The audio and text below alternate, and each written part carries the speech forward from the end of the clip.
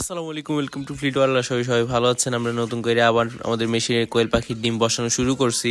এর আগের বার আমরা 250 ডিম বসাইছিলাম প্রথমবারের মতো, তবে আমাদের ওইখান থেকে একটা বাচ্চা বের করতে পারি নাই। আমাদের হিউমিডিটি কন্ট্রোলারটা নিচে পানি ফালায় সবগুলা ডিম ভিজায় ফেলছিল।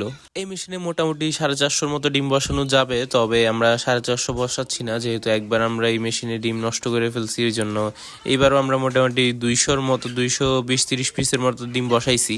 আর এই ডিমগুলো আমরা বাইরে থেকে কালেক্ট করে নিয়ে আসছি, যেহেতু আমার কাছে এখন কোয়েল পাখি ওই রকম নাই, অল্প কয়টা সাদা পাখি আছে, ওই জন্য আমরা বাইরে থেকেই কোয়েল পাখির ডিমগুলো কালেক্ট করে নিয়ে আসছি। সাদা পাখি থেকে অল্প কিছু ডিম পাই, ওইগুলো বসাইছি আমরা।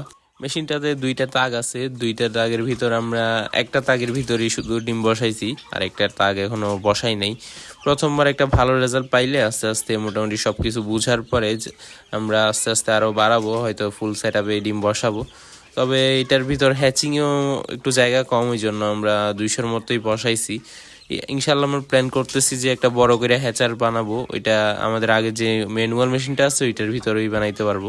আর এই মিস্ট মেকারটা আমরা নতুন করে নিয়ে আসছি, যেহেতু আগের বার আমাদের বড় মিস্ট মেকারটার কারণেই আমাদের ডিমগুলো নষ্ট হয়ে গেছিলো, ওই জন্য আমরা ছোট্ট একটা নিয়ে আসছি।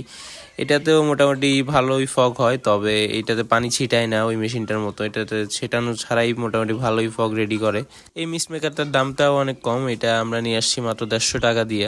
তবে ওইটা দেওয়ার পর যেহেতু এখন শীতকাল, ওইরকম ভালো হিউমিডিটি বাড়াইতে পারতেছিল না, এই জন্য আমরা পরে চেঞ্জ করে দিছি, আবার বড় মেশিনটাই দিছি। হ্যাচিংয়ে সমস্যা হয় বড় মেশিনটায়, যেহেতু এখন স্যাটারে আছে, পানি ছিটাইলেও নিচে পড়লেও ওই রকম সমস্যা হবে না। আর এখন আমরা বড় একটা ডিশের ভিতর পানি দিছি, তো ওই জন্য ছিটাইলেও বাইরে পড়বে না পানিটা, মেশিন ওই বলের ভিতরেই থাকবে।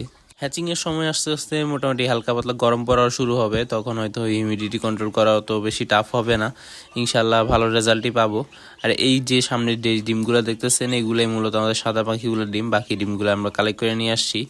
আর ট্রেগুলো আমরা একটু বড় করছি, নিচের যে ট্রেটা দেখতেছেন ওইটার তুলনায় উপরের ট্রেগুলো একটু বড় সাইজের, কারণ এই ট্রেগুলো আমরা কাইটা আর একটু জোড়া দিছি। আগে 99টার মতো ডিম জায়গা হইতো ট্রেতে, এখন মোটামুটি 117 পিসের মতো ডিম একটা ট্রেতে জায়গা দেওয়া যায়।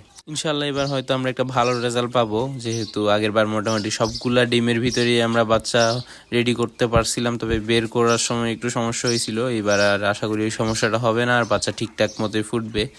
আর কন্ট্রোলারগুলা সব কিছুই ঠিকঠাক মতো কাজ করতেছিল। আর এইটা হচ্ছে অতিরিক্ত বাতাস যখন অতিরিক্ত গরম হয়ে যাবে ভিতরে, তখন এইটা অতিরিক্ত গরমটা ভিতর থেকে বের করে দিবে।